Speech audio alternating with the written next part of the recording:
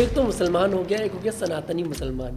तो आप सनातनी मुसलमान हैं। भारत में रहने वाले प्रत्येक मुसलमान को सनातनी मुसलमान ही होना चाहिए। नाज़िया अपने आप को इस्लाम से नहीं जोड़ती हैं, वो अपने आप को सनातनी क्यों बताती हैं? अखंड भारत में जितने भी कंट्रीज आते हैं वो सबके मुसलमान कन्वर्टेड है। क्या फ़र्क आप देखती हैं भारत के मुसलमान में और दूसरी कंट्रीज़ के मुसलमान में? बंगाल के अंदर देखिए, मुर्शिदाबाद में हिंसा होती है, उसके अपराधी नहीं के पकड़े जाते हैं, लेकिन एक लड़की जो यहाँ पर एक बयान दे देती है जिस पर वो माफ़ी भी मांग लेती है, उसको 1500 किलोमीटर दूर वेस्ट बंगाल की पुलिस गुड़गांव से पकड़ने के लिए आती है और पकड़कर लेकर जाती है। हिंदू धर्म के देवी देवताओं को ठेस पहुंचाने के लिए और हिंदुत्व पर जिसने अपने आप को समर्पित करके रखा है उनको ठेस पहुंचाने के लिए अनगिनत कैबिनेट मंत्रियों ने, ममता बनर्जी के कैबिनेट मंत्रियों ने ये सब कुछ किया है, लेकिन उनको अरेस्ट नहीं किया गया है। मुझे अरेस्ट किया जाता है, शर्मिस्ता पनोली को अरेस्ट किया जाता है। जाकिर नाइक को कांग्रेस क्यों पसंद है?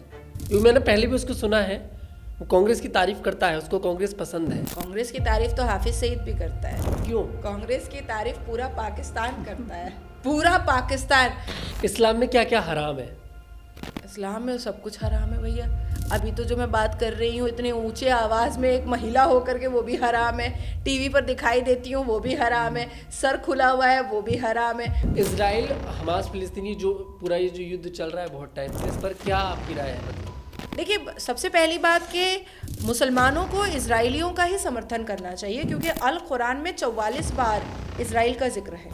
भारत का मुसलमान मासूम है क्या? बहुत ज़्यादा उसको कोई जैसे मोड़ता है वो वैसे मुड़ जाता है। एकदम वैसे ही मासूम है जैसे गिरगिट है। तो आप नमाज पढ़ती हो कि नहीं पढ़ती? हाँ, मैं बहुत मतलब वो वाली थी, कट्टर नमाजी वाली थी 2023 तक। नाज़िया, मुसलमानों में भी दो कैटेगरी होती है, शिया और सुन्नी। नहीं नहीं, क्या बात कर रहे हैं, हमारा 72 फिरका है। सीमा हैदर काफिर है या फिर मुर्तल जो आपने बताया वो है? मुझे ऐसा एहसास हो रहा है कि आप आमिर खान के बहुत बड़े फैन हैं। नहीं नहीं, मैं आमिर खान का बहुत बड़ा फैन नहीं हूँ, मैं सलमान खान का फैन हूँ। अच्छा, मतलब आप। मैं नाज़िया खान का भी फैन हूँ। यहाँ पर काफिर का जिक्र भी बहुत ज़्यादा किया जाता है इस्लाम में। काफिर क्या है इस्लाम के अंदर? कौन है काफिर इस्लाम के अंदर, कुरान के अंदर? मतलब हिजाब का क्या प्रावधान है? अच्छा, जैसे हिंदू महिलाएं मंदिर जाती हैं, पूजा अर्चना करती हैं, मुस्लिम महिलाएं मस्जिद क्यों नहीं जाती हैं? क्या कुरान में मना करा गया है? अगर मुगलों का शासन जैसे नहीं होता नाज़िया, तो क्या फिर भारत में मुसलमान होता?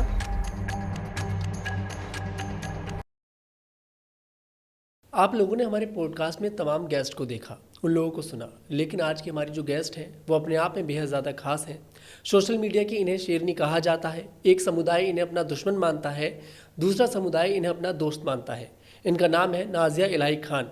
ये वैसे तो इस्लाम धर्म से हैं, लेकिन अपने आप को ये सनातनी भी बताती हैं। ज़्यादा समय नहीं लूँगा, सीधे नाज़िया के रुख करूँगा। नाज़िया, कैसी हैं आप? मैं बहुत अच्छी हूँ, जय जय श्री राम। तो कैसे इसकी शुरुआत हुई? नाज़िया ने इस्लाम क्यों छोड़ा? नाम अभी तक देखिए नाज़िया ही है, नाज़िया के नाम में कोई कन्वर्जन नहीं हुआ, लेकिन नाज़िया अपने आप को इस्लाम से नहीं जोड़ती हैं, वो अपने आप को सनातनी क्यों बताती हैं? देखिए, मैंने इस्लाम छोड़ा नहीं है। And the second thing is very important thing कि इस्लाम किसी के बाप की जागीर भी नहीं है और किसी की अम्मा का जहेज़ भी नहीं है। जो मुझे कह देगा कि इस्लाम छोड़ दो और मैं छोड़ दूंगी, कभी नहीं छोड़ूंगी। मेरी मर्जी होगी तो छोड़ूंगी, किसी के कहने पर कभी नहीं छोड़ूंगी। भारत की सभ्यता को मानना अगर इस्लाम का विरोध होता है तो कर रही हूँ। भारत की संस्कृति को मानना अगर विरोध होता है तो कर रही हूँ। भारत के संविधान को सर्वोप्रिय और सर्वप्रथम रखना अगर विरोध है इस्लाम के हिसाब से तो कर रही हूँ। भारत की मिट्टी में ही मरने के बाद दफनाई जाऊंगी, तो इस मातृभूमि का जय जयकार मैं नहीं करूं या इस मातृभूमि को अपनी माता मैं नहीं मानूं तो अरब से आकर के लड़कियां मानेंगी क्या? मिस्र से आकर के मानेंगी क्या? या पाकिस्तान से आकर के मानेंगी क्या? इसको माता तो मैं ही मानूंगी ना, और इसी की मिट्टी में दफन भी होना है मुझे, तो इसको तो मुझे माता मानना ही है। देखिए, हम जिस मिट्टी में जन्म लेते हैं और मरने के बाद जिस मिट्टी में दफन होते हैं, उस मिट्टी की आबरू बचाना और उस मिट्टी की सुरक्षा रखना, ये हमारे कर्तव्यों का पालन होता है, वही मैं कर रही हूँ। लेकिन इस्लाम के मानने वाले एक हवा उड़ा करके रखे हैं कि हमने वंदे मातरम बोल दिया तो हम तो इस्लाम से खारिज हो गए, हमने जय श्री राम बोल दिया तो हम इस्लाम से खारिज हो गए, हमने भारत माता की जय बोल दिया तो हम इस्लाम से खारिज हो गए। तो मत रहो यहाँ पर, यहाँ रहने की ज़रूरत नहीं है। आपको अगर शरिया मनवाना है, आपके लिए भारत में कोई जगह नहीं है। आपको अगर अल कुरान मनवाना है भारत में, तो आपको भारत में रहने का कोई हक ही नहीं है। मैं सनातनी मुसलमान हूँ और ये कुछ स्टार्ट नहीं हुआ। अगर आप कभी मेरे अम्मा अब्बा का इंटरव्यू लेंगे या मेरे घर के बुज़ुर्गों का इंटरव्यू लेंगे तो वो कहेंगे कि हमारा एक तो मेरा घर बहुत खूबसूरत है, और जिस हिसाब से मेरे घर को एंटर करने के बाद आप देखेंगे भगवान राम की प्रतिमा है, दुर्गा माँ की प्रतिमा है, काली माँ की प्रतिमा है। मेरे चैम्बर में मंदिर रहता है, चाहे वो वेस्ट बंगाल का चैम्बर हो, चाहे वो दिल्ली का चैम्बर हो, चाहे वो महाराष्ट्र का चैम्बर हो। मैं अपनी भारत की संस्कृति से ना दूर हुई हूँ, बचपन से थी जॉइंट। एक मेरा इमोशनल अटैचमेंट जो बचपन से था वो हमेशा रहेगा, मेरे मरते दम तक रहेगा, और ये नया नहीं है, ये बचपन से था। तो एक तो मुसलमान हो गया, एक हो गया सनातनी मुसलमान। तो आप सनातनी मुसलमान हैं। भारत में रहने वाले प्रत्येक मुसलमान को सनातनी मुसलमान ही होना चाहिए। सनातनी मुसलमान मतलब क्या? जो कन्वर्ट हुए थे? ऑब्वियसली हम लोग कन्वर्टेड है, और सिर्फ भारत के मुसलमान नहीं, इवन मैं तो ये दावा कर सकती हूँ कि अखंड भारत में जितने भी कंट्रीज आते हैं वो सबके मुसलमान कन्वर्टेड है, सबके मुसलमान कन्वर्टेड है। और कभी किसी के घर में अब्दुल गया या कभी किसी ने अब्दुल बुलाया तो हम जैसे सनातनी मुसलमान ने जन्म लिया। अपनी सभ्यता से हमें दूर हटना नहीं है। अगर मैं अरब में पैदा होती तो डेफिनेटली मैं पक्की कट्टर इस्लामिक एक्सट्रीमिस्ट बनने की कोशिश करती। मैं पाकिस्तान में होती तो मैं हाफिज़ सईद को हाफिज़ चच्चा बोलती कि वो हाफिज़ चच्चा है मेरे। अगर मैं बांग्लादेश में, अभी वाले बांग्लादेश में मैं जन्म लेती तो मैं कहती कि जमात इस्लामी वाले जो है वो मेरे रिश्तेदार हैं। लेकिन मैं तो ऐसे मुस्लिम कंट्रीज़ में मैं जन्म ली नहीं हूँ, मैं तो भारत में जन्म ली हूँ। तो मेरे लिए सर मत्थे जो है वो तो संविधान है भाई, और हमारे यहाँ संविधान के हिसाब से जो हाफिज़ सईद कर रहा है वो टेररिज्म ऑर्गेनाइजेशन चला रहा है, जो जमात इस्लामी कर रहा है वो टेररिस्ट एक्टिविटीज़ कर रहा है, और जो अरब कर रहा है वो बिल्कुल अल कुरान के हिसाब से, इस्लाम के हिसाब से कर रहा है। इसलिए वो इस्लामिक स्टेट है और वहाँ इस्लामिक पनिशमेंट भी दिए जाते हैं। हमारे भारत में तो जो मुसलमान रेप करता है उसको तो औजार नहीं काटे जाते, जो चोरी करता है उसको तो हाथ नहीं काटे जाते हैं, जो झूठ बोलता है उसको तो ज़ुबान नहीं काटे जाते हैं। तो फिर यहाँ पर वो तस्बीह दाना गिनना और यहाँ पर इस्लाम का तावीज़ पहन करके नारेबाजी करना अब नहीं चलने देंगे। भारत के मुसलमान में और दूसरे देशों के मुसलमानों की अगर मैं बात करूं, क्या फ़र्क है उन लोगों में? जैसे आपने बताया कि अगर बाहर के देश में अगर कोई, जैसे जो मुस्लिम कंट्रीज़ हैं वहाँ पर अगर कोई गुनाह कर दो तो इस तरह की सज़ाएं दी जाती हैं, लेकिन भारत में ऐसा कोई प्रावधान देखने को नहीं मिलता। तो क्या फ़र्क आप देखती हैं भारत के मुसलमान में और दूसरी कंट्रीज़ के मुसलमान में? नहीं, भारत के जो मुसलमान हैं उनको अगर फील होता है कि हमारे इस्लाम को ना इसने खिलाफ बोला है, हमारा इस्लाम खतरे में आ रहा है, ये हमारे इस्लाम के ऊपर कन्फ्रंटेशन और डिस्कशन कर रही है, तब तो ये जाते हैं और इस्लामिक पनिशमेंट दे करके कन्हैया का गला रेत देते हैं, कमलेश को मार डालते हैं और राम गोपाल मिश्रा के छाती को गोलियों से छलनी कर देते हैं, नाजिया इलाही खान की मॉब लिंचिंग करवा देते हैं कोर्ट के परिसद में, शर्मिस्ता को जेलबंदी करवा देते हैं।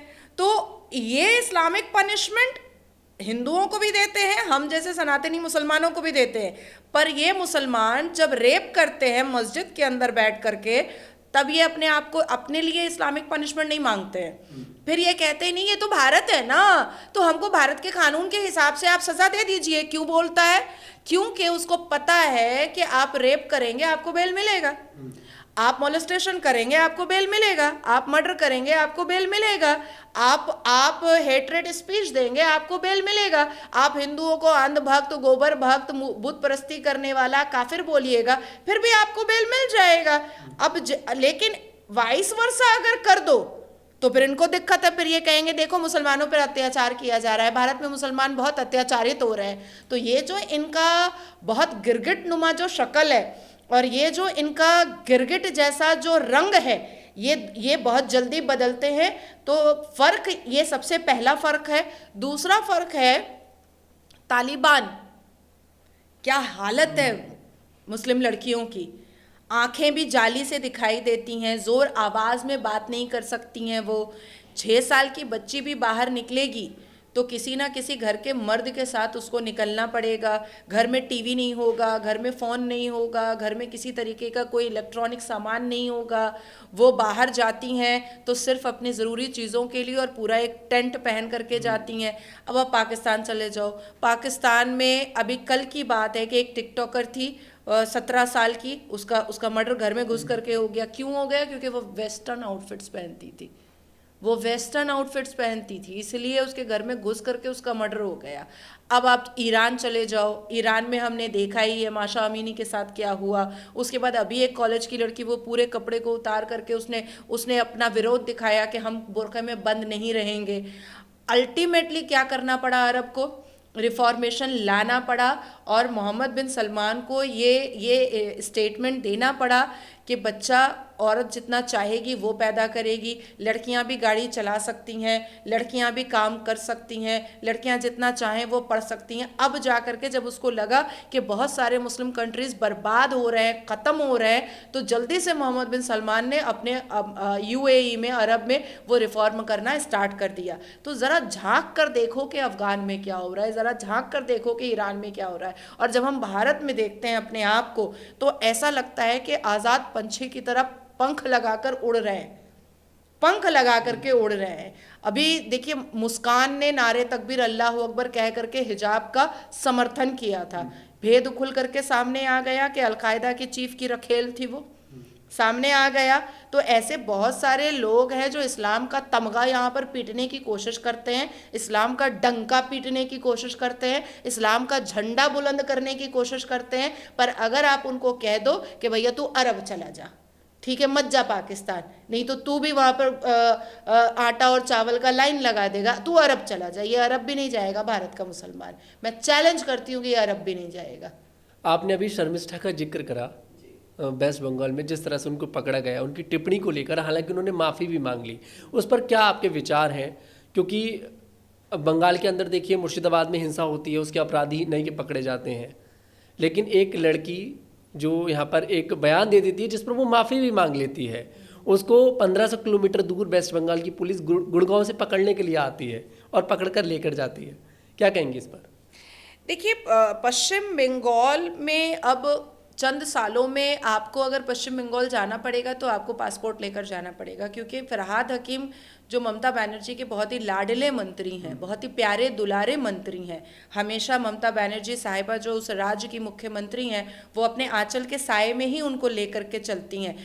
बहुत सारे अनकाउंटेबल उनके ऊपर मंत्रालय है, उनके पास पद है। इवन वो कलकत्ता म्यूनिसिपल कॉरपोरेशन के ऑनरेबल मेयर भी हैं। उन्होंने 2021 के लोकसभा इलेक्शन में पाकिस्तान से उनका इलेक्शन कैंपेनिंग का वो करने के लिए, प्रचार करने के लिए आई थी। द डॉन की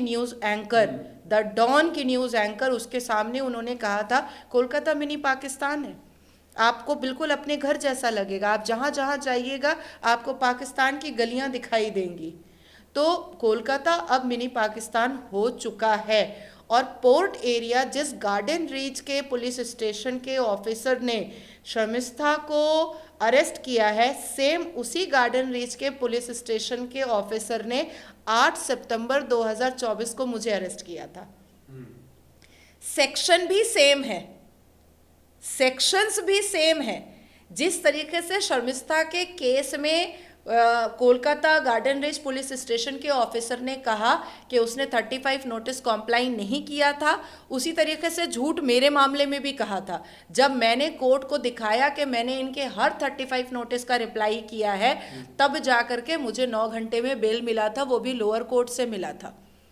और उसके बावजूद भी कलकत्ता हाई कोर्ट को गार्डन रीच पुलिस स्टेशन के ऑफिसर ने गुमराह करने की कोशिश की और एक अलग से जा करके मेरा बिल कैंसिलेशन करने के लिए हाई कोर्ट में उसने दरखास्त लगाया कि इसका बिल कैंसिलेशन कीजिए। जब जज को पता चला कि ये तो सिंगल बेंच का मामला है, इसने डबल बेंच में करके कोर्ट को, पूरे माननीय हाई कोर्ट अदालत को गुमराह कर रहा है पुलिस, तब उसने जैसे ही देखा कि पेनल्टी लग जाएगी या उसकी वर्दी उतर जाएगी, नाजिया वर्दी उतार देगी, तो उसने उसको साइड से विड्रॉ कर लिया। तो गार्डन रीच और पोर्ट एरिया क्योंकि फरहाद हकीम का है और फरहाद हकीम मिनी पाकिस्तान बनाना चाहता है। फरहाद हकीम मोहम्मद यूनुस से हाथ मिला चुका है। फरहाद हकीम अपनी कुरानिक प्रतियोगिता में हिंदुओं को दुर्भाग्यशाली बोलता है और इस्लाम में जन्म लेने वाले को सौभाग्यशाली बोलता है। फरहाद हकीम माँ बहन की गालियां परोसा है। आप गूगल में देखिए, भारतीय जनता पार्टी के कार्यकर्ताओं को माँ बहन की गालियां परोसा है। वो माँ की, बहन की, क्या क्या नहीं बोला है, मैं उन शब्दों को दोहरा नहीं सकती हूँ, बहुत वायरल हुआ था वीडियो।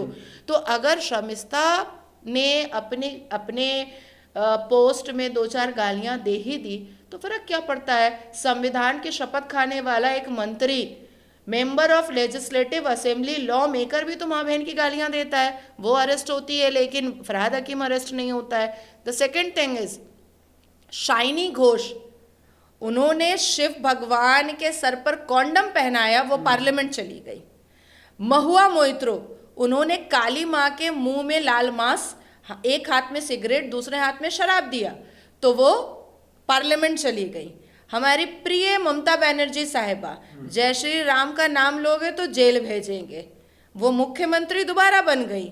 फरहाद हकीम दुर्गा माँ के प्रतिमा के पास चप्पल लेकर के खड़ा हो जाता है, चप्पल दिखाते हुए, तो वो बार बार मंत्री बनता है और वो बार बार मेयर बनता है और वो मुख्यमंत्री का प्रिय ही रहता है।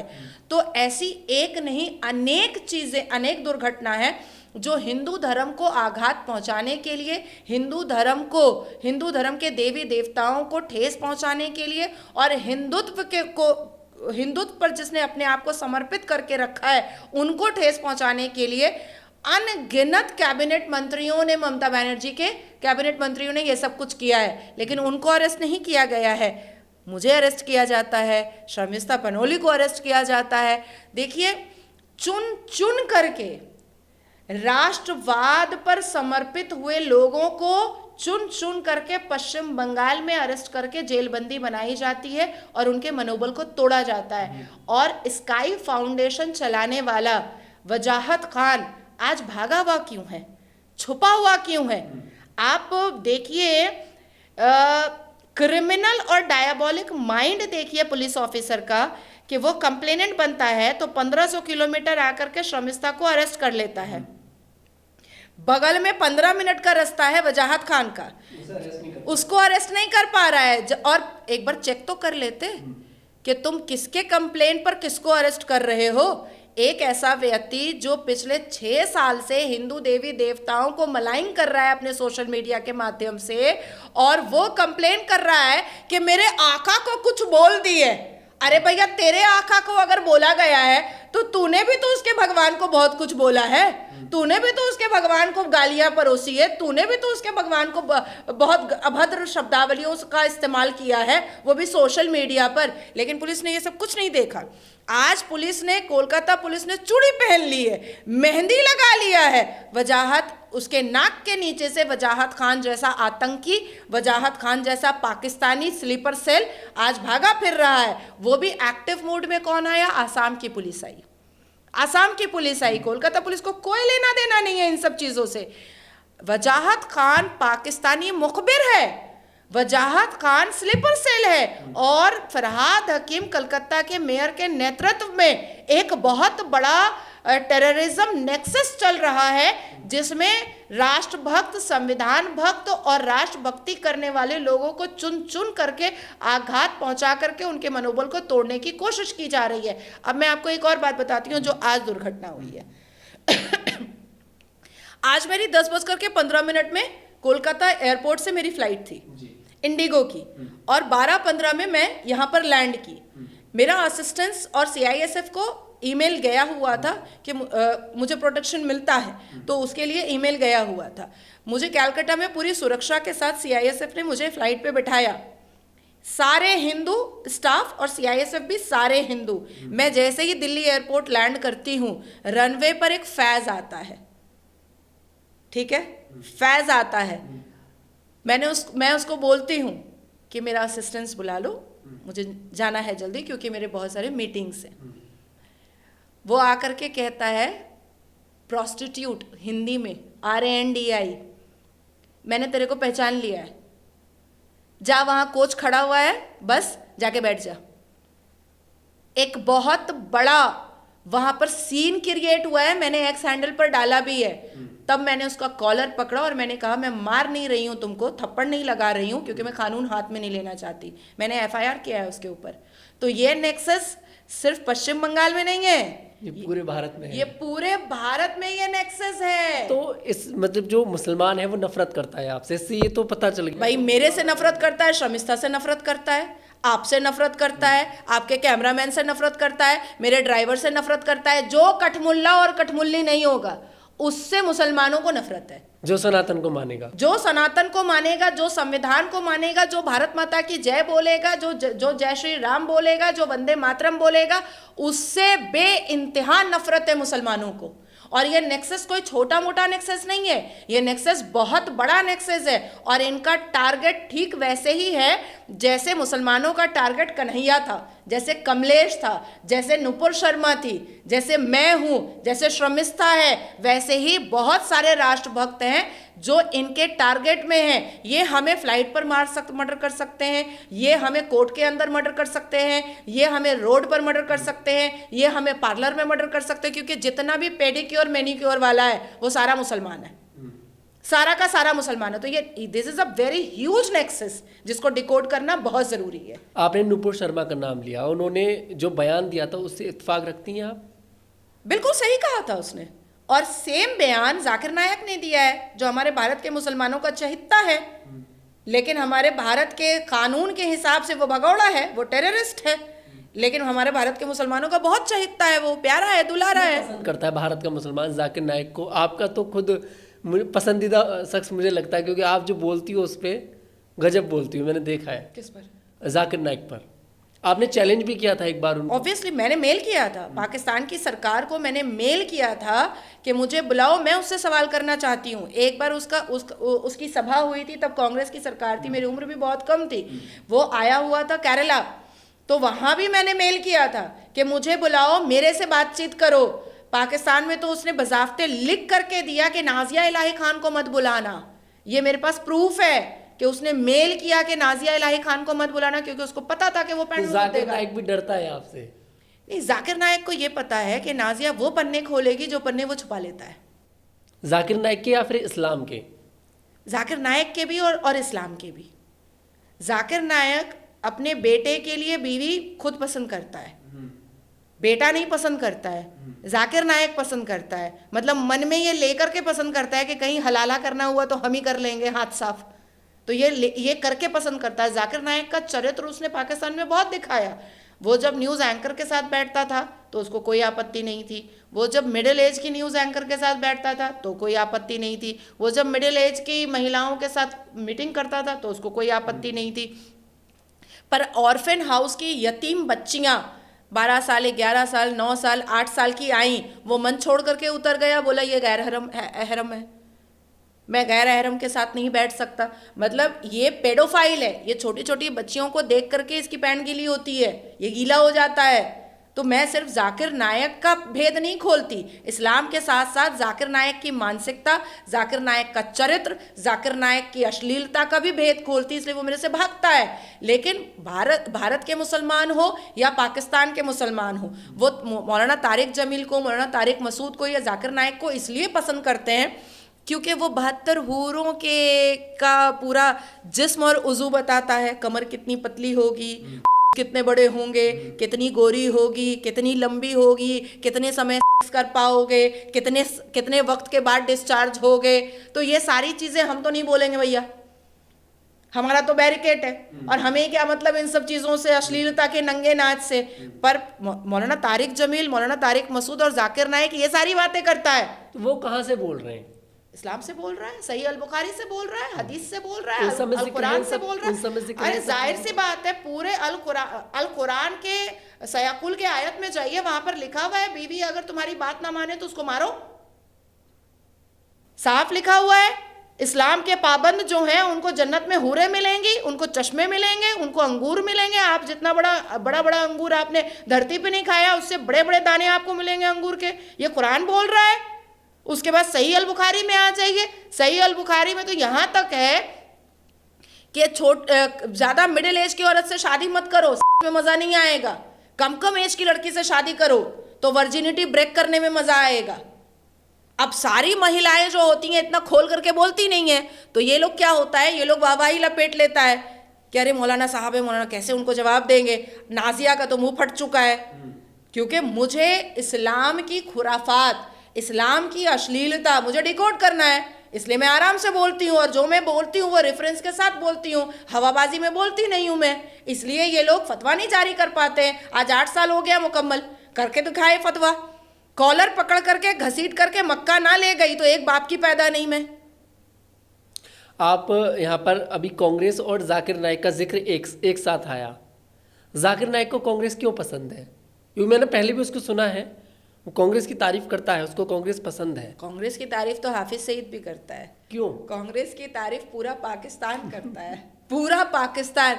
अभी ऑपरेशन सिंदूर में आपने नहीं देखा, पाकिस्तान के पार्लियामेंट में अगर किसी की तारीफ भारत से हो रही थी तो कांग्रेस की हो रही थी। क्यों करता है? क्योंकि सेम मानसिकता है। क्यों करता है? क्योंकि वो भी मज़ार जाते हैं, ये भी मज़ार जाते हैं। क्यों करता है? क्योंकि ये भी अश्लील, वो भी अश्लील, इसलिए करता है। हमने दिग्विजय का नहीं प्रेम कहानी देखा था, बुढ़ापे का? हमने नहीं सुना था मुलायम सिंह यादव का कि लड़कियां टाइट जीन्स पहन लेती हैं तो लड़कों का दिल मचल जाता है, लड़के ही तो हैं, गलतियां हो जाती हैं। तो अश्लील अश्लील मिलता है तो दोस्ताना बैठता है। लेकिन बीजेपी के भी तो नेता हैं जो सड़क पर जिनके वीडियो वायरल हो जाते हैं। हाँ, तो निकाल भी दिया जाता है, निकाल बाहर भी कर विजय दिया शाह को जाता क्यों है। नहीं निकाल पा रही पार्टी फिर? नहीं, बिल्कुल बिल्कुल बॉयकॉट कर विजय दिया शाह को गया। क्यों नहीं निकाल पा रही? बॉयकॉट किया गया है ना, साइड पार्टी मंत्री हैं अभी विजय शाह। निकाल दिया जाएगा, बिल्कुल निकाल दिया जाएगा। सोफिया कुरैशी को जिसने आतंकवादियों की बहन बताया, सुने, उस व्यक्ति को क्यों नहीं निकाला गया? जिस दिन इस मामले में मैं इसी दिल्ली के एक बहुत बड़े नेशनल न्यूज़ के स्टूडियो पर बैठी हुई थी, और ड्यूरिंग डिबेट के दौरान ही मध्य प्रदेश के जितने भी सीएम के होर्डिंग और बैनर थे, उसमें से उसी वक्त विद इन 2 और 3 आवर्स उसके सारे फोटोज हटा दिए गए थे। तो सीएम अपने आप को बचाना चाह रहे थे ना? नहीं। पार्टी निकाल दे, एक बार बोल दे कि भाई विजय शाह आप जाइए। उसका कारण मैं बता रहा हूँ, पार्टी क्यों नहीं निकाल पा रही। क्यों ऐसे निकाल देंगे? शो कॉज करेंगे, बट शो कॉज करेंगे। बड़ी बात उन्होंने शो कॉज करेंगे को ऐसे लेकर। नहीं, आप देखिए, आप बिल्कुल मोल्ड कर सकते हैं और ऐसे लोगों को कटघरे में खड़ा भी करना चाहिए। मैं कहती हूँ खड़ा करना चाहिए। बहुत छोटी टुच्ची सोच का नहीं, बिल्कुल खड़ा करना चाहिए। हो सकता है कि उनकी शब्दावली जो है वो गलत निकली है, उनका इंटेंशन तो गलत नहीं था, लेकिन शब्दावली गलत निकली है, वो मैं एक्सेप्ट करती हूँ। और बिल्कुल पार्टी से निकालना चाहिए, लेकिन ऐसे कैसे निकाल देना चाहिए? उन्होंने क्यों बोला, कैसे बोला, किस सेंस में बोला, किस इंटेंशन में बोला? और बॉयकॉट तो वो है, साइड तो वो है। क्या दिग्विजय साइड है? अब बताइए आप मुझे। कांग्रेस पे मैं बाद में जाऊंगा। क्या दिग्विजय साइड में है? मुझे बताइए। अभी जो एक पूर्व मंत्री था कांग्रेस का, वो पाकिस्तान का स्लीपर पकड़ा गया, उनका पीए, तो वो भी होगा, वो भी होगा। अब मैं ऐसी कैसे हूं? मैं सनातनी मुस्लिम कैसे हूं? क्योंकि मेरी माँ भी पूजा प्रार्थना करती है, तब ना मैं हुई। अब मेरी माँ अगर एकदम होती, भैया मैं तो पूरी जाकिर नाइक की छोटी बहन हूं, तो मैं कभी नहीं हो पाती, मुझे घर से ही कंट्रोल कर दिया जाता। तो ये चीज़ को देखिए, हमेशा खुल करके बात करना चाहिए।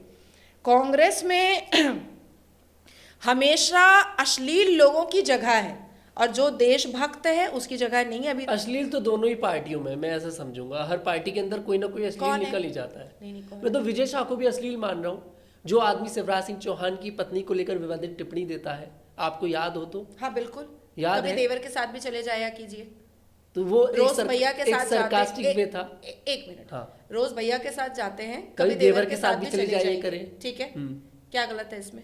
गलत नहीं था तो फिर क्या शिवराज गलत सिंह है? चौहान ने मंत्री पद से क्यों हटाया? नहीं नहीं, ठीक है, अगर उनको गल- बुरा गल- लगा, हाँ, तो वही उनको गलत बुरा तो लगा, था ना। सरकास्टिक था, या हो सकता है कि उन्होंने भाभी के अंदाज में बोल दिया। और मुझे इतना पता है कि सनातन धर्म में भाभी माँ होती है, इतना तो मैं जानती हाँ, हूँ। वही, ये तो यहाँ हमें भी तक पता कि है। मैं इस बात को आबू धाबी और दुबई और अरब में जब मेरी मीटिंग होती है तो मैं वहाँ भी जा करके बोलती हूँ। जब भी मुझसे कोई पूछता है कि किसी सनातनी को देख करके शादी कर लीजिए नाजिया जी, तो मैं कहती हूँ किससे करूँ, सब दीदी बोल देता है, मिलते ही दीदी बोलता है, किससे करूं? तो ये सभ्यता हमारे सनातन धर्म में है। अगर शिवराज सिंह भाई साहब को बुरा लगा, उन्होंने निकाला, तो किसी ने उसको बचाने की कोशिश की? किसी ने उसको बचाने की कोशिश की? हमारे मध्य प्रदेश के मुख्यमंत्री को अभी बुरा लगा कि उसको ऐसी बात नहीं बोलनी चाहिए, उन्होंने बॉयकॉट करके उसको साइड में घर में रख दिया है। कोई कह रहा है कि नहीं उसको बाहर निकालो, नहीं उसको सामने लाओ, और लालू प्रसाद पूरे संसद में बोल देता है कि हम बिहार का सड़क बनाएंगे हेमा मालिनी के गाल जैसा। तब तो सब उनकी प्रशंसा करते हैं, सब तालियां बजाते हैं, सब हंसते हैं।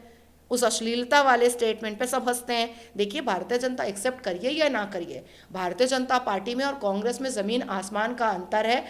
महिला को कैसे मान सम्मान दिया जाता है, महिला का मान सम्मान कैसे ऊंचा किया जाता है, ये भारतीय जनता पार्टी को बहुत अच्छे से पता है। भारतीय जनता पार्टी इस पर काम भी कर रही है।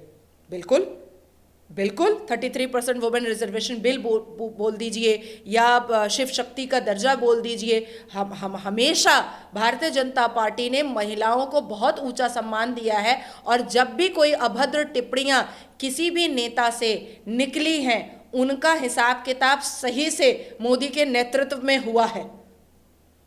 चलिए, अभी हम बात जो अभी इस्लाम पर बात कर रहे थे, थोड़ा सा हम मध्य प्रदेश साइड पहुंच गए जब बीजेपी की बात आई तो। हाँ, अब बात इस्लाम की चल रही थी। अभी जाकिर नाइक का जिक्र हम लोगों ने करा। मैं यहाँ पर हिजाब को लेकर भी जाकिर नाइक बहुत बोलते हैं कि अपनी बीबी जो इस्लाम में महिलाएं हैं उनको पर्दे में रहना चाहिए। इस्लाम के अंदर, कुरान के अंदर मतलब हिजाब का क्या प्रावधान है? नहीं, कुरान में कोई हिजाब, नकाब, बुर्का, अबाया कुछ भी नहीं है। कुरान में ये सब लिखा ही हुआ नहीं है। It's a fake fabricate story. हिजाब कोई एसेंशियल पार्ट नहीं है इस्लाम का।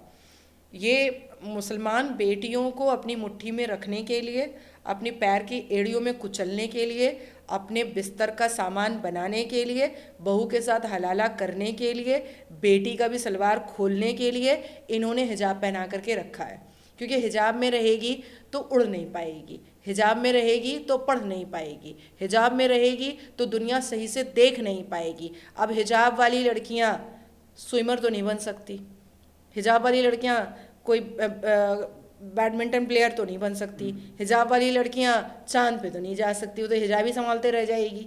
तो बहुत सारी ऐसी चीज़ें हैं जो हिजाब वाली लड़कियां नहीं कर पाती हैं, और उनको घर में इतना ऑर्थोडॉक्स मेंटालिटी बना दिया जाता है और इतना कंजर्वेटिव माहौल दे दिया जाता है कि वो हिचकिचाती हैं बात करने में भी हिचकिचाती हैं। सही तालीम उनको नहीं दी जाती है। बहुत सारे ऐसे अंग्रेज़ी स्कूल हैं जिसमें हिजाब वाली लड़कियाँ नहीं जाती हैं कि वहाँ पर हमको स्कर्ट पहनना पड़ेगा, वहाँ पर हमको पैंट पहनना पड़ेगा। मैं तो देखती हूँ कि बहुत सारी मुस्लिम लड़कियाँ जो हैं वो स्कूल के यूनिफॉर्म की भी माँ बहन एक करके रखती हैं। स्कर्ट के अंदर लेगिंग्स पहने रहती हैं, शर्ट के ऊपर दुपट्टा ओढ़े रहती हैं। यूनिफॉर्म का तो मतलब ऐसा इन्होंने गैंग रेप किया है अपने इस्लाम का झंडा बुलंद करने के लिए। हर जगह यूनिफॉर्म का गैंग रेप ये लोग कर देती हैं। तो ये ऑर्थोडॉक्स मेंटालिटी, ये कंजर्वेटिव मेंटालिटी कभी भी मुस्लिम लड़कियों को आगे बढ़ने नहीं देती। लेकिन ऐसा भी तो हो सकता है वो महिलाएं खुद उस चीज़ को एक्सेप्ट कर रही हैं। नहीं, बिल्कुल। देखिए, मुस्लिम महिलाओं में परसेंटेज है, 1% है जो मेरे जैसा है, ना यूज़ करेंगे किसी को, ना यूज़ होने देंगे खुद को, और प्रखर होकर के अपनी बात को रखेंगे। जो गलत है वो गलत है, जो सही है वो सही है। 1% है जो मेरे जैसी होना चाहती हैं पर उनके पास कोई सपोर्ट नहीं है, इसलिए हो नहीं पाती हैं। और 1% है जिनको बेटा भी पसंद आता है और सलवार खोलना उनको हलाला के नाम पर अपने ससुर के साथ भी करना होता है। वो घूंघट में आती ज़रूर है पर वो जालीदार नकाब से देख लेती है कि बेटा भी अच्छा है, ससुर भी अच्छा है, तो कुछ ऐसा करेंगे कि दोनों को लपेट लेंगे। तो खोट मुस्लिम मर्दों में नहीं, सिर्फ महिलाओं में भी है, दोनों में। देखिए, मैं नहीं चाहूँगी कि कभी भी मेरे साथ फोरसम हो, लेकिन जो लड़कियाँ 4 बीवी बन करके एक मर्द की बैठी हुई हैं, तो इसका मतलब है कि उनको फोर्सम करना पसंद आ रहा है। इसका मतलब है कि एक मर्द के सामने 4 औरतें अपना जो सलवार का नाड़ा खोल रही हैं, उनको अच्छा लग रहा है। मुझे तो कोई बोलेगा तो मैं तो थप्पड़ लगा दूंगी मुंह पे, जूता खोल के मार दूंगी मैं तो मुंह पे कि तू समझा क्या है अपने आप को भैया। मैं तो एक बीवी वाले ना पसंद करूं, जिसके घर में एक बीवी है मेरा क्या काम वहां। लेकिन अगर कोई खुशी खुशी बहनें बन करके 4 रह रही हैं, तो इसका मतलब है कि उनको फोर्सम पसंद है। तो कैटेगरीज है मुस्लिम महिलाओं की। अच्छा, यहाँ पर जिस तरह से हिजाब का कहीं से तो कुरान के अंदर आया होगा, कुछ जिक्र तो हिजाब का नहीं, पर्दे का जिक्र होगा। नहीं, पर्दे का जिक्र था, पर वो हगने के लिए था। वो हगने के लिए था। प्रॉफिट मोहम्मद सल्लल्लाहु अलैहि वसल्लम ने 11 शादियां की थी, जिसमें से एक का नाम सूदा था। वो बहुत बल्की थी, मोटी थी, वो हगने जाती थी, तो दूसरे एक प्रॉफिट उनको देखा करते थे, उनका पिछाड़, और वो बोला भी करते थे, सूदा मैंने तुमको देख लिया। तो उनको शर्म आता था। फिर दूसरे दिन गई, फिर उसका पिछाड़ देखा हगते हुए, फिर टोक दिया कि सूदा मैंने तुमको देख लिया। तो उसके बाद फिर वो प्रॉफिट ने ही कहा कि प्रॉफिट मोहम्मद को जाकर के बोलो कि पर्दे का हुक्म नाजिल करे। तो वो बाथरूम के अंदर हगने के लिए पर्दे का हुक्म नाजिल हुआ था और आयत नाजिल हुई थी। यही कुरान में लिखा हुआ है, यही हदीस में लिखा हुआ है, यही सही अल बुखारी में लिखा हुआ है। तो अब तो मोदी जी की योजना है ही है शौचालय योजना। तो अब तो किसी को खुले में पिछाड़ खोल करके हगना तो पड़ता नहीं है। तो पर्दा तो हो गया, मोदी जी ने बात मान ली। जो आयत नाजिल प्रॉफिट मोहम्मद ने किया था, उस आयत का पूरा जो एक आज्ञा का पालन होता है, वो हमारे मोदी जी ने कर दिया। प्रॉफिट मोहम्मद के आज्ञा का पालन, सबको शौचालय दे दिया है, सब हगो मुँह तो बाथरूम के अंदर, हो गई बात खत्म। तो पर्दा तो हो गया अब कंप्लीट। तो हिजाब बोल करके कुछ भी नहीं है। यहाँ तक कि मुगल सूफी इनकी भी बीवियाँ नहीं पहनती थी, मुगलों की बीवियाँ भी नहीं पहनती थी हिजाब। ये हिजाब ये अपने मेंटालिटी से लेकर के आया है, नथिंग एल्स। बेटियों को मुट्ठी में रख करके अपने बिस्तर का सामान बनाने के लिए। खत्म होना चाहिए हिजाब, मतलब नहीं, हिजाब शुरू ही क्यों हुआ? ये तालिबान थोड़ा ही है, ये ईरान थोड़ा ही है, ये तो तालिबान और ईरान है नहीं, ये तो भारत है। साड़ी वाड़ी पहनो।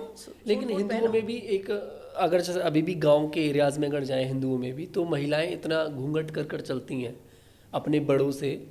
ऐसा नहीं है कि छोटे से भी घूंघट कर रही हैं, छोटे से नहीं कर रही हैं, लेकिन उनके बड़े हैं तो वो इतना घूंघट कर आज भी गाँव के अंदर महिलाएं चलती हैं। मुझे ऐसा एहसास हो रहा है कि आप आमिर खान के बहुत बड़े फ़ैन हैं। नहीं, मैं आमिर खान का बहुत बड़ा फ़ैन नहीं हूँ, मैं सलमान खान का फ़ैन हूँ।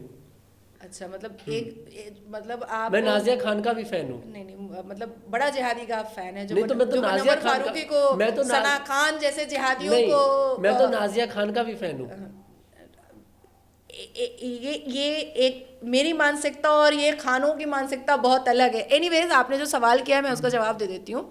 हाँ, बिल्कुल, डेफिनेटली सनातन धर्म की बहु बेटियों में घूंघट की प्रथा थी, और आज भी जब हम गांव ग्राम में जाते हैं तो वो घूंघट की प्रथा है, लेकिन उस पर कोई बाउंडेशन या डिक्टेटरशिप नहीं है, वो अपनी मर्जी से लेती। हाँ, नहीं, ऐसा नहीं है, मर्जी से लेती हैं, ठीक है। हाँ, वो एक्सेप्ट करती हैं, बड़ों का एक आदर करने के लिए कहा जाता है कि अपने बड़ों से पर्दा करो। आप जिस भी गांव खेड़े में गए हैं, आप उनके घर के मर्दों से बात कीजिए कि आपकी बीवी या आपकी बहू घूंघट नहीं करना चाहती है, मैं आपको गारंटी रोकेंगे नहीं करना चाहती तो नहीं करना चाहती है ना, ऐसा नहीं है, मान लिया। लेकिन हिजाब में क्या है?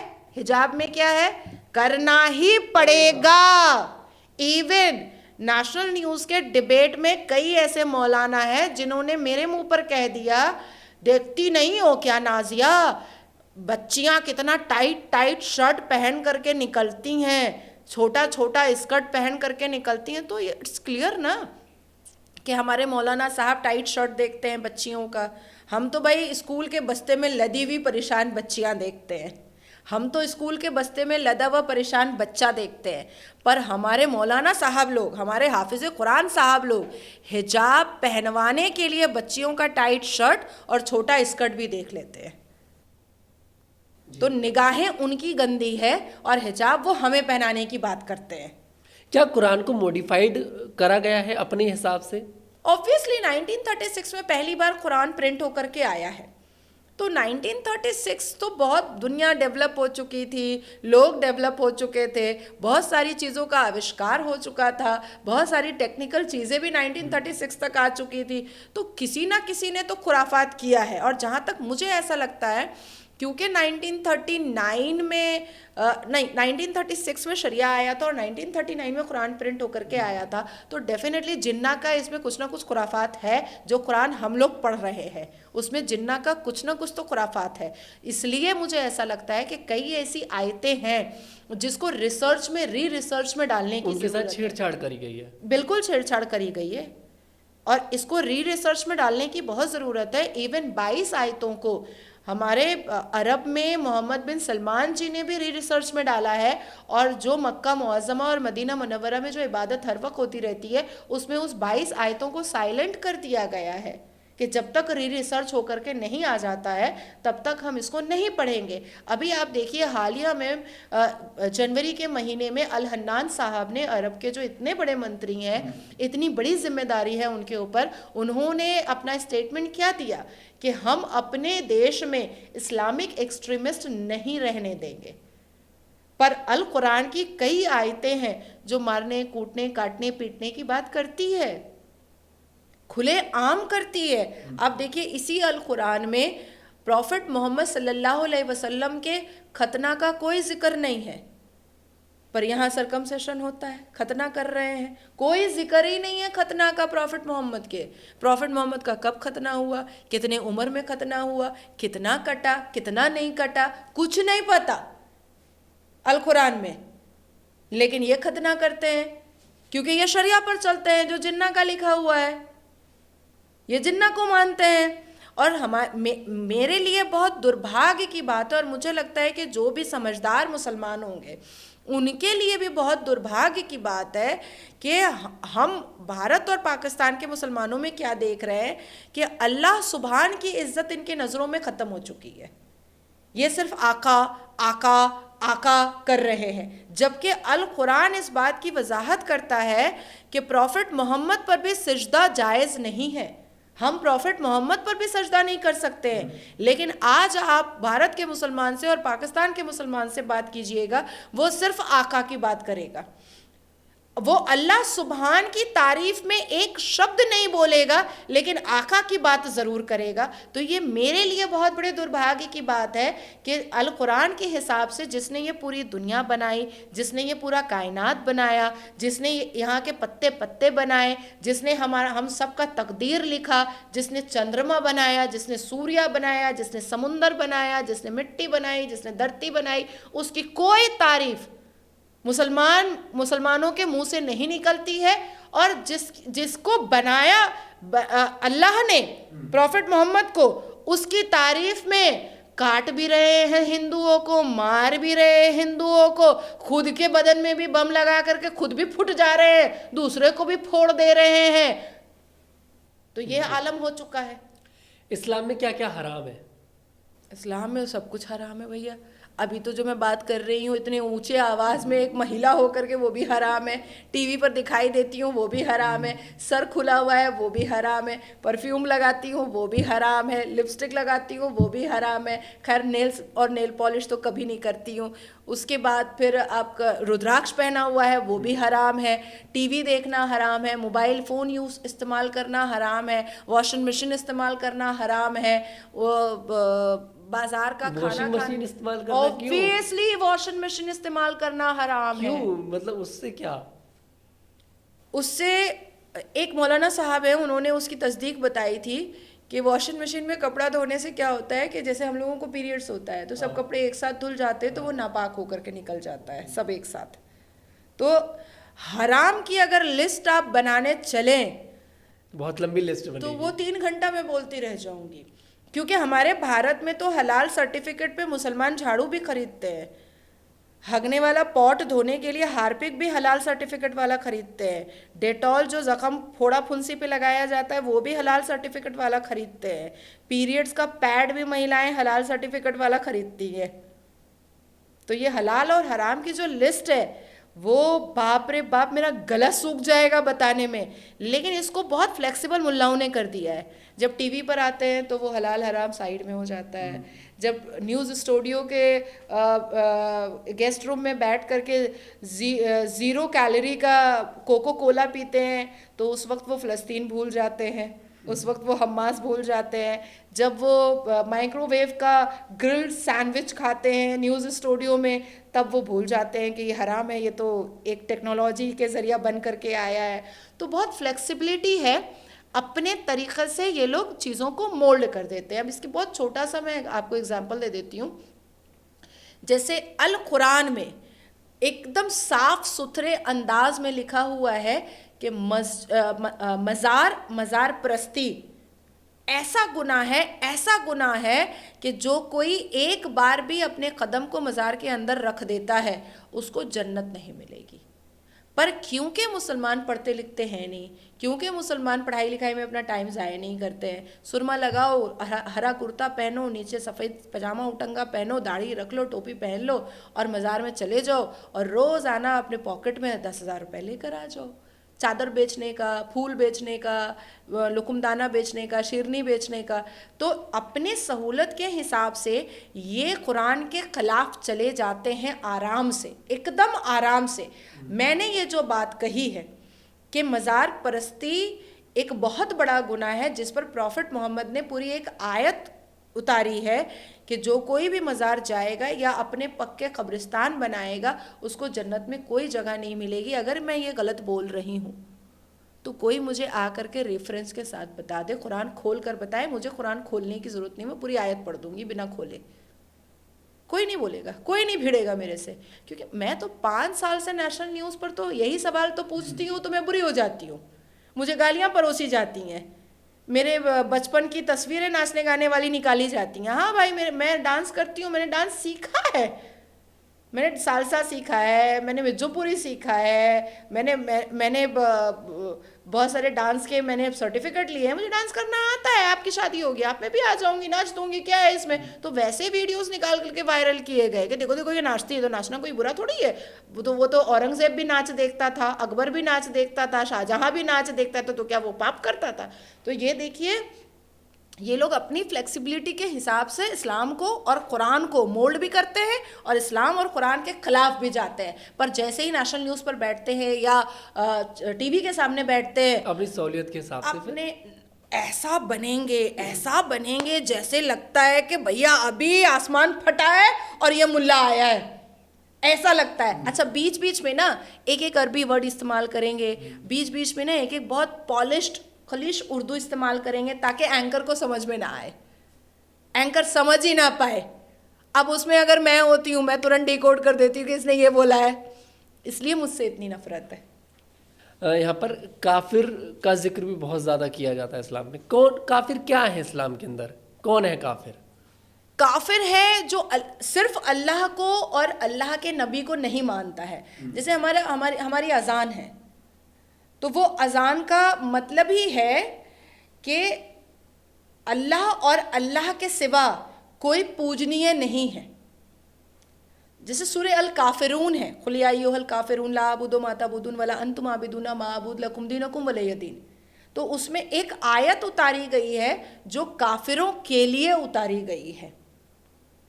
तो काफिर वो है जो दूसरे को भी भगवान मानता है, और पक्का मुसलमान वो है जो सिर्फ अल्लाह को और अल्लाह के नबी को मानता हो, इसके अलावा बाकी सबको लात भी मार सकता है। लेकिन जैसे मैंने बहुत से मुसलमानों से पूछा कि भाई काफिर क्या होता है, मतलब क्या हम तुम्हारे लिए काफिर हैं, क्योंकि हम तो अल्लाह को नहीं मानते, हम तो सनातनी हैं, हम तो अल्लाह को नहीं मानते, मैं तो हिंदू हूँ। तो मुझे जवाब मिलता है कि नहीं, काफिर वो होता है जो इस्लाम, जैसे कि आप हैं, आप उनके लिए काफिर हैं। आई एम मुर्तद अकॉर्डिंग टू देम। हाँ, मौलवी, मुल्ला, हाफिज कुरान के हिसाब से मैं मुर्तद हूँ, मतलब मैं इस्लाम में हूँ पर मैं इस्लाम को क्रिटिसाइज करती हूँ, तो आई एम मुर्तद। मुर्तद क्या होता है? मुर्तद जो इस्लाम में रह करके इस्लाम के खिलाफ बात करे या इस्लाम की मुखालफत करे या इस्लाम को क्रिटिसाइज करे, उसको मुर्तद कहा जाता है। काफिर आप है क्योंकि आप बुत परस्ती करते हैं। अच्छा, मैं मतलब मूर्तियों की पूजा करता हूँ। हाँ, जो आप बुत परस्ती करता है वो जो काफिर बुत होता परस्ती है। करता है वो काफिर होता है। अब सिर्फ काफिर में कैटेगरी आपकी नहीं है, इजराइलियों की भी है। अभी इजराइल पर ही आना था मुझे। इजराइल है, यहूदी है, जैन है, बौद्ध है, क्रिश्चियंस हैं, सब कोई काफिर है।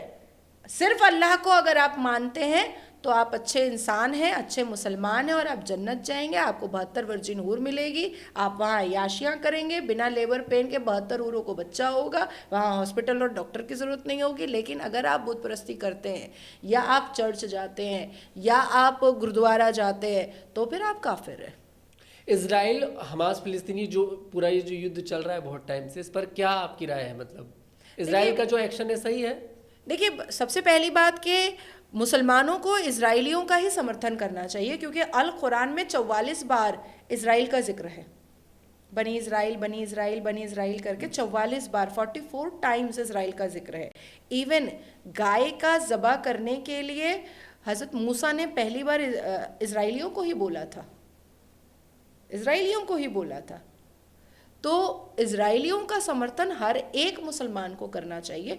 फ़लस्तीन, हमास और गाज़ा ये तो कुरान में है ही नहीं, ये तो कुरान में ही नहीं है।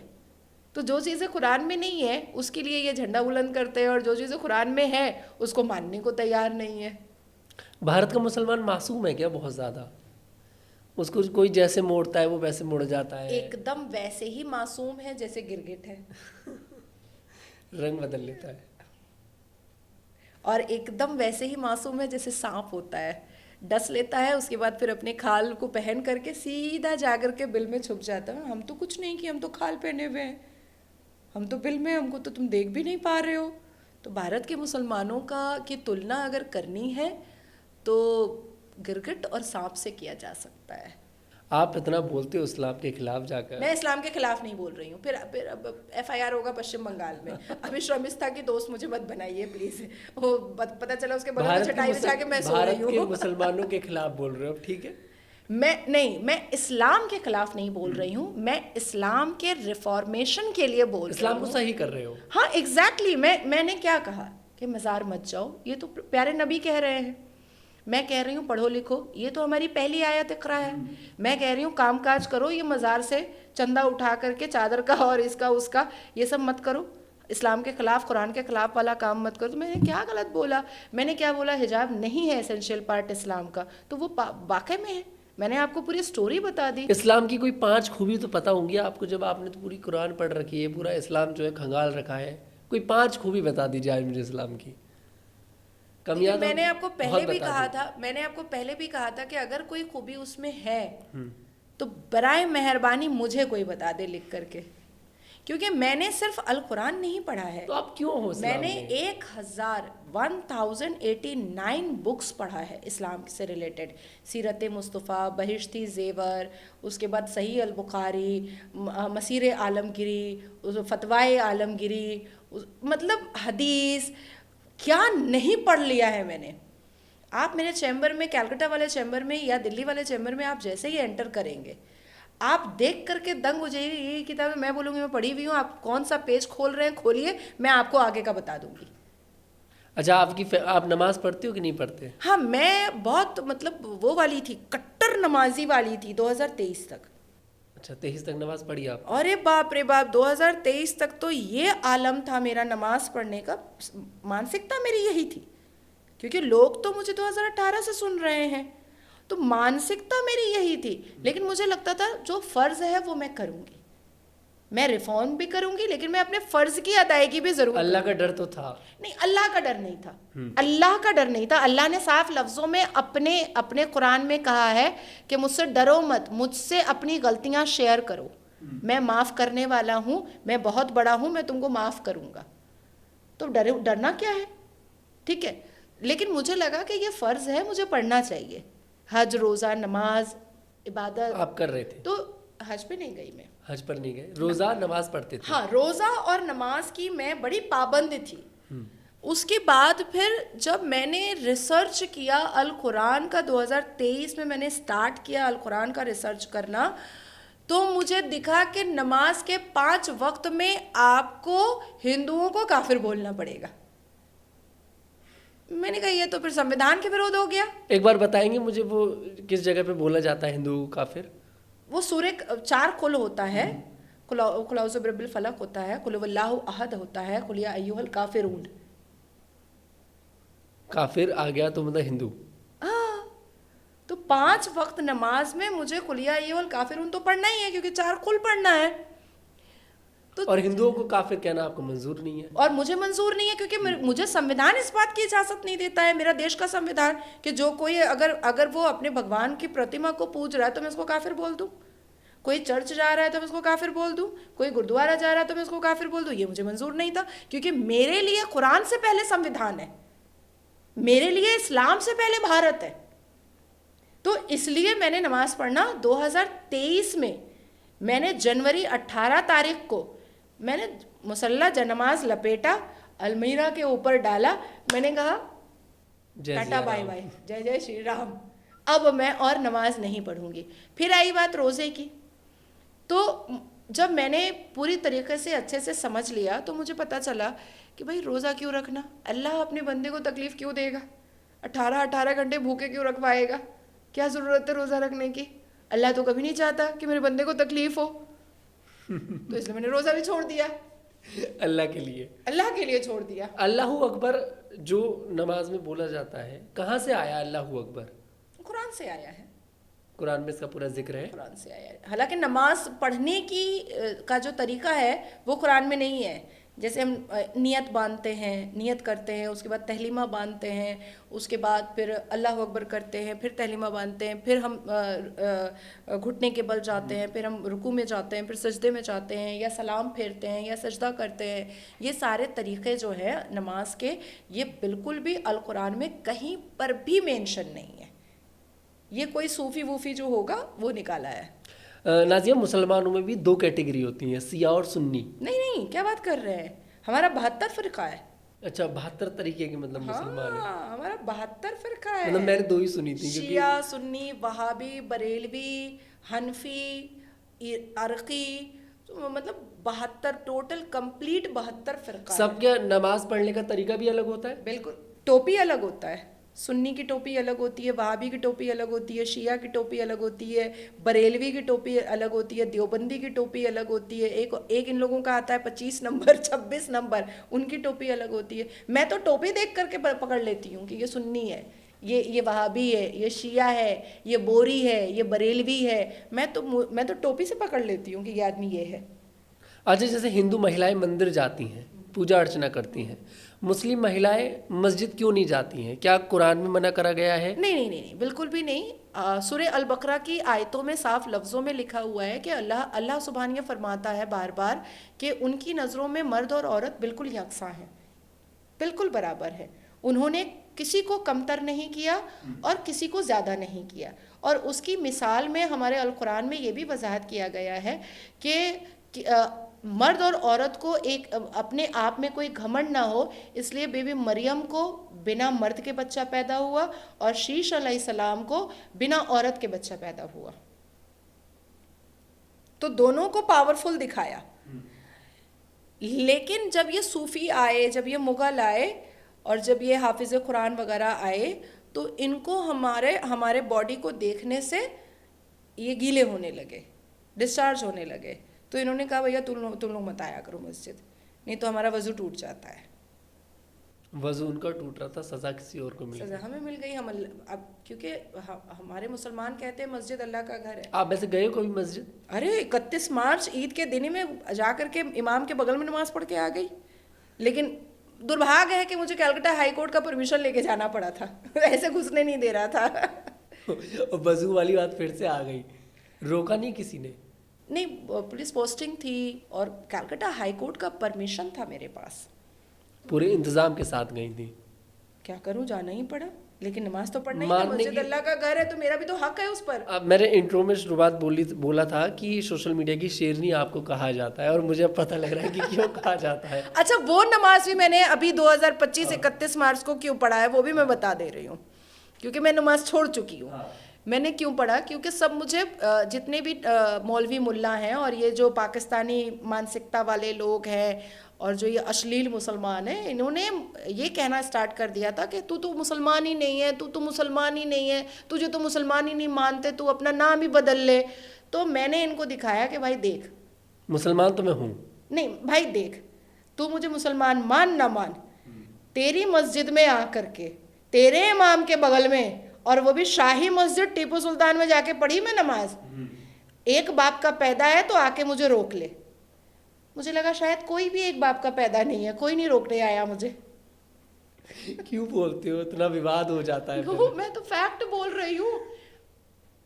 50 रुपए का रिचार्ज करके नेट आप किसी को गालियां बहुत आराम से दे सकते हो, बहुत आराम से दे सकते हो, पर हम जैसा प्रोफाइल अगर लग पड़े ना ऐसे ऐसे दाढ़ी और कठमुल्ले के पीछे, तो पता है क्या चलता है कि ये पटरा बिछा करके फैमिली रहती है, झोपड़ी में रहती है, और ये एक 5,000 10,000 का फ़ोन लेते हैं, 50 रुपए का नेटवर्क भराते हैं, रिचार्ज करवाते हैं, नेट भराते हैं, और उससे हम जैसे प्रोफाइल वाले को गालियां परोसते हैं।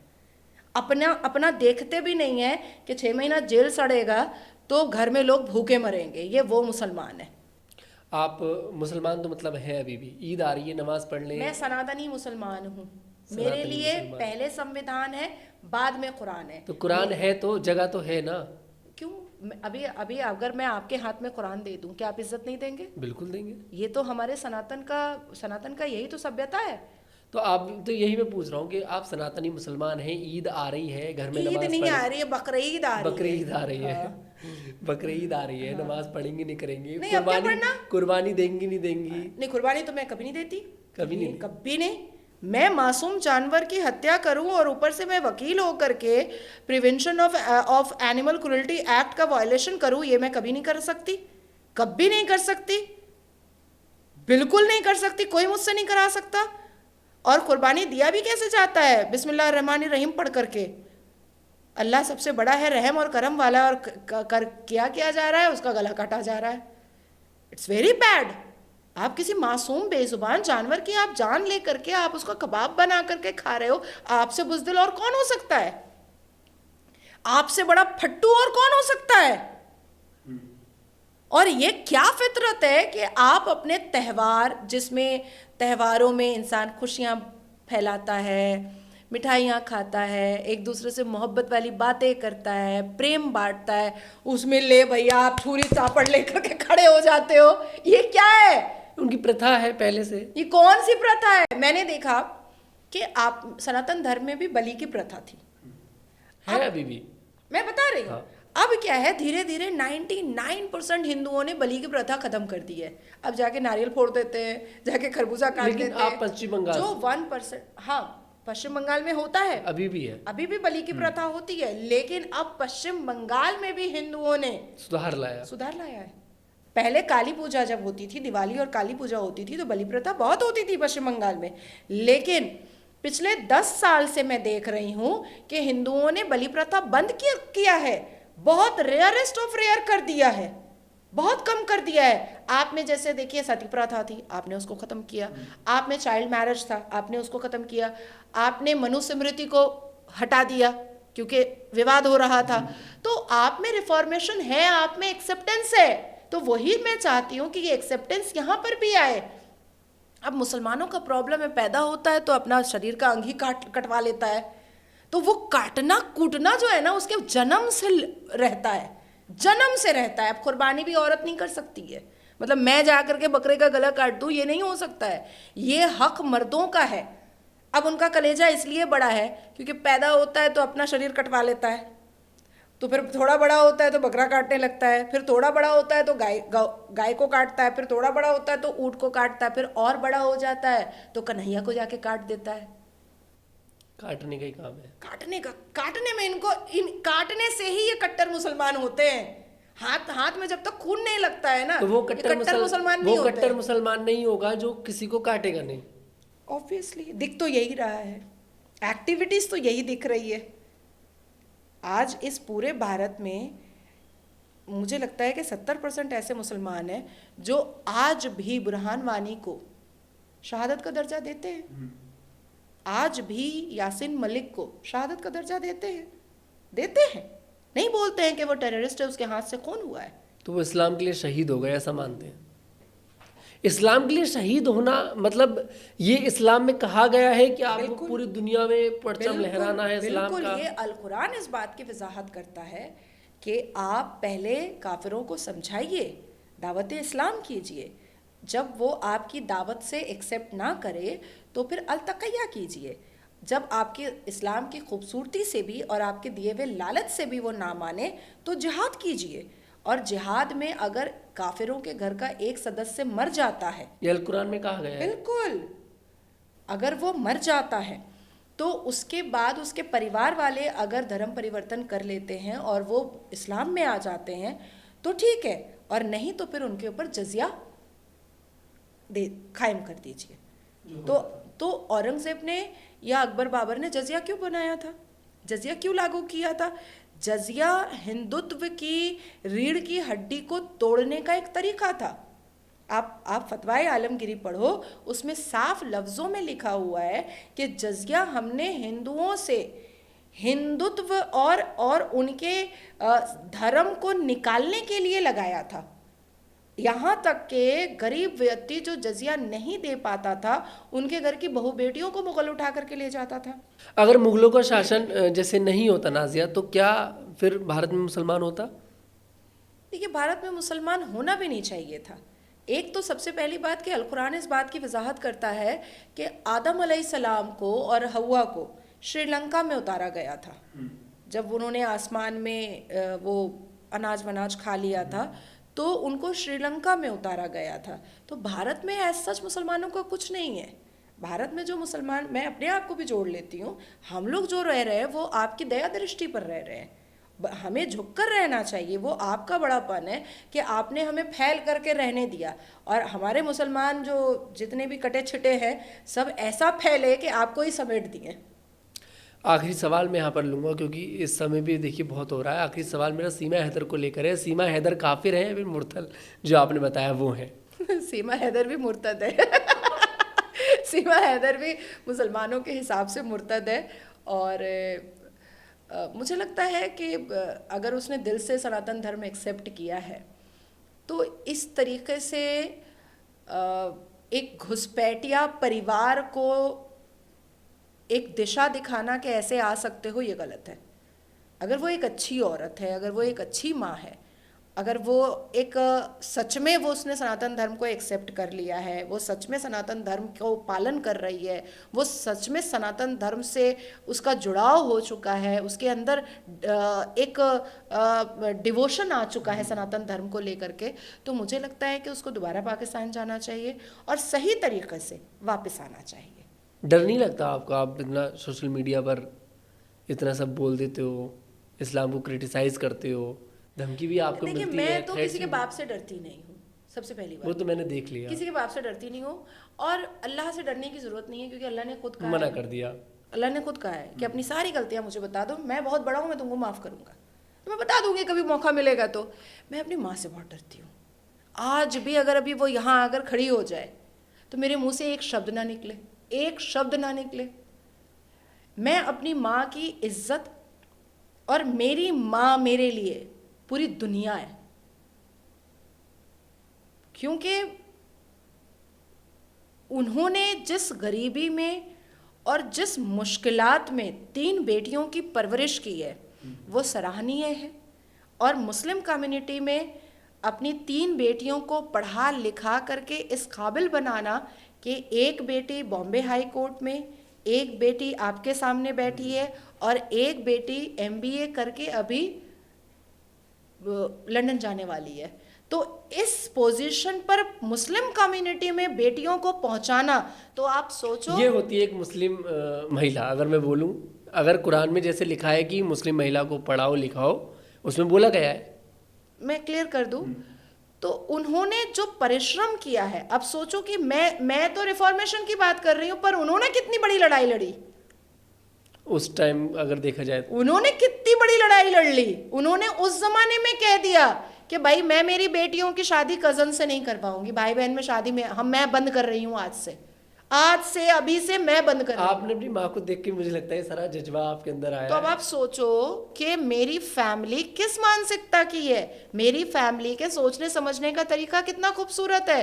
तो जाहिर सी बात है कि मेरी माँ, आज मैं 33 साल की हुई और उसने मेरे जन्म के वक्त में कह दिया, मेरी बड़ी बहन मेरे से 2 साल की बड़ी है, उसके जन्म के वक्त में कह दिया कि बेटी ज़रूर हुई है पर किसी भी कज़न से शादी नहीं करवाऊंगी मैं। अब आप सोचो हमारे मुस्लिम कम्युनिटी में क्या होता है कि कज़न से शादी ही सबसे पक्की मानी जाती है। तो उन्होंने कब रिवेंज किया? उसका रीज़न मैंने एक से पूछा था तो मुझे इसका रीज़न ये बताया गया कि इसका रीज़न ये होता है कि आगे चलकर मान लो कहीं दूसरी जगह रिश्तेदारी जोड़ी तो शायद तलाक हो जाए, तो रिश्ता लंबा चलता है।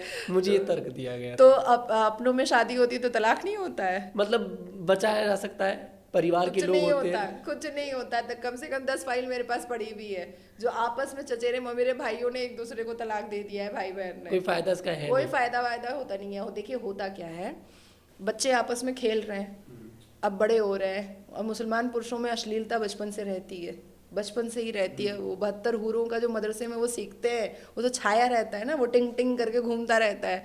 तो वो अपनी बहनों को जब बढ़ता हुआ देखते हैं, उनके बॉडी को डेवलप होता हुआ देखते हैं, तो उनके डिज़ायर्स अपनी कज़न बहनों के लिए आ ही जाते हैं। और वो आते हैं तो 22-25 साल का होता है, सीधा कह देता है कि मुझे अपनी कुरान में कहा गया है कि आप अपनी कज़न से शादी कर सकते हो। कज़न से ही शादी करें। अच्छा, कज़न से ही शादी कर। सबसे पहले अपने परिवार और अपने खानदान में ही लड़की ढूंढें, उसके बाद बाहर ढूंढें, जब ना मिले तब बाहर ढूंढें, ये कुरान बोलता है। बहुत बहुत धन्यवाद नाजिया आपका। तो हमारे साथ नाजिया इलाही खान थी। तमाम सवालों के देखिए इन्होंने जवाब दिए। अगली बार फिर आपसे मुलाकात करेंगे, कुछ इसी तरह के गेस्ट होंगे। देखते रहिए हमारे साथ द न्यूज़ 15। नमो पार्वती पतये हर हर महादेव।